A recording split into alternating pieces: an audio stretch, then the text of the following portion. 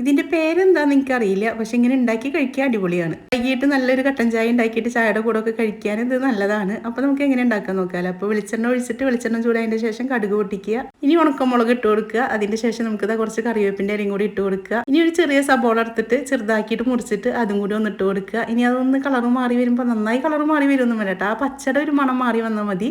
ഇനി അതിലേക്ക് എരിവിന് ആവശ്യത്തിനുള്ള പച്ചമുളക് ഇട്ട് കൊടുക്കുക. ഇനി ഒരു കൈപ്പിടി നാളികേരം കൂടി ഇട്ട് കൊടുക്കുക. എന്നിട്ട് ആ വെളിച്ചെണ്ണയിൽ ആ കടുകിൻ്റെയും ഇതെല്ലാം കൂടിയിട്ട് ആ നാളികേരത്തിലേക്ക് ഒന്ന് പിടിച്ച് വരുമ്പോൾ നല്ലൊരു മണം വരും കേട്ടോ. ഇനി ഇതൊക്കെ ഉണ്ടാക്കണക്കാട്ട് മുന്നേ വെള്ളക്കടല വേവിച്ചെടുക്കണം കേട്ടോ. നമുക്ക് ഉപ്പിട്ടിട്ട് ഒരു 3-4 വിസിലടിച്ചാൽ നന്നായി വെന്ത് വരും. അപ്പോൾ അത് മാറ്റി വെച്ചതിൻ്റെ ശേഷം മതി ഈ ഒരു പണിക്ക് നിൽക്കൽ. നാളികേരം ഇട്ട് കൊടുത്തിട്ട് ഒരു 2-3 പ്രാവശ്യം ഒന്ന് ഇളക്കി കൊടുത്താൽ മതി. അപ്പോഴത്തേനും അതൊന്നായിട്ട് വരും കേട്ടോ. അതിൻ്റെ ശേഷം നമ്മൾ വേവിച്ച് വെച്ച വെള്ളക്കടലയും കൂടി ഇട്ട് കൊടുത്തിട്ടുണ്ട്. അപ്പോൾ ഞാൻ വേവിച്ചപ്പോൾ കുറച്ച് വെള്ളം ഉണ്ടായിരുന്നു. ആ വെള്ളത്തോടങ്ങനെ തന്നെയാണ് ഞാൻ ഒഴിച്ച് കൊടുത്തത്. അതിൽ കിടന്നൊന്ന് വറ്റി വന്നിട്ടുണ്ട്. ഇനി കുറച്ചധികം മല്ലിയില ഇട്ട് കൊടുക്കുക. ഈ മല്ലിയിലയാണ് കേട്ടോ ഇതിന് ടേസ്റ്റ് തരുന്നത്.